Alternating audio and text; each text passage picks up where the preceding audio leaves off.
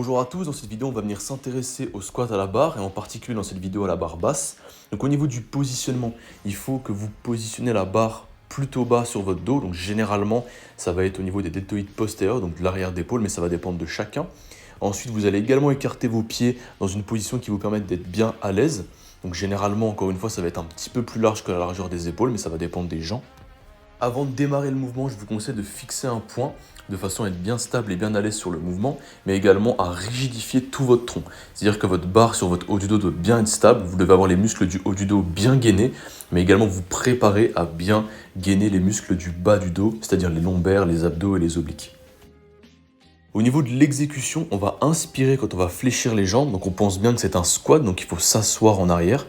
Vous devez garder toujours tout le contact du pied au sol, ni les talons ni les orteils doivent se lever. Une fois qu'on aura fait cette phase excentrique tout en inspirant, on va venir expirer tout en se relevant, en poussant sur nos jambes. Ça va correspondre à la phase concentrique. Au niveau de la profondeur du squat, c'est-à-dire la descente que vous devez faire, ça va dépendre tout simplement de votre mobilité et de votre morphologie. Le conseil que je peux vous donner, si vous ne faites pas de sport de force, par exemple, que c'est juste pour vous muscler, c'est de descendre le plus bas possible à condition d'avoir une bonne position.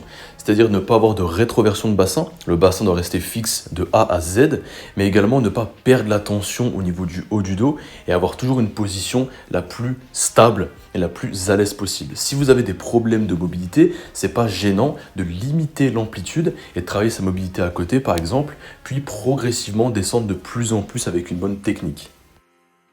Au niveau des muscles sollicités, on va être sur l'ensemble des muscles des cuisses, c'est-à-dire les quadriceps à l'avant de la cuisse, les ischios à l'arrière de la cuisse, les mollets, mais également les muscles fessiers.